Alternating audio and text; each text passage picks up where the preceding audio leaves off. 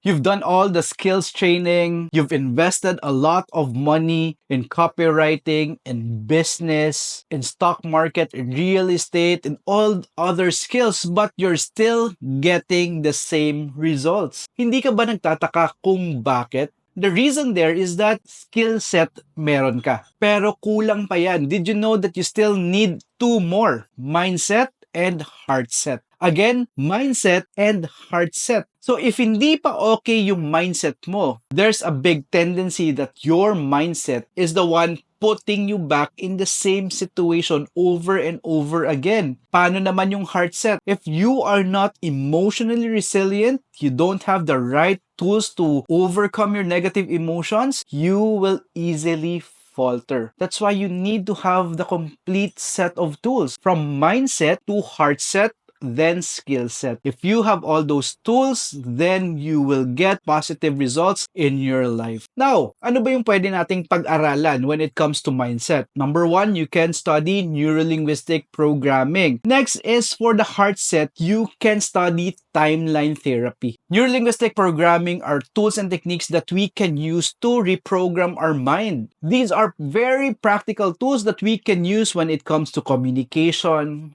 being in a positive state, helping us overcome our limiting beliefs. It also gives us tools and techniques to discover how we think. Next is timeline therapy. Timeline therapy are tools and techniques to help us release our trapped baggages from your negative emotions like anger, sadness, fear, hurt, guilt, shame, and a lot more.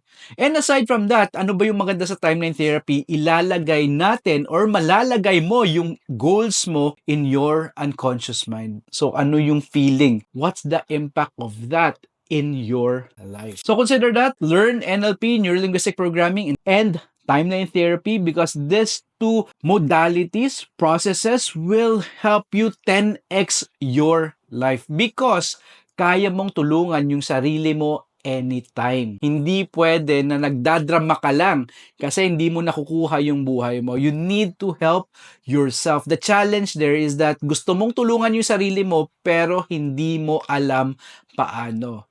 That's where all these tools and techniques comes in. So instead of you investing purely on skill set, you need to also invest in your mindset and heart set. Now, if you're interested to learn more, message me. I'm June Acevedo. I'm a certified neurolinguistic programming master trainer and a timeline therapy trainer.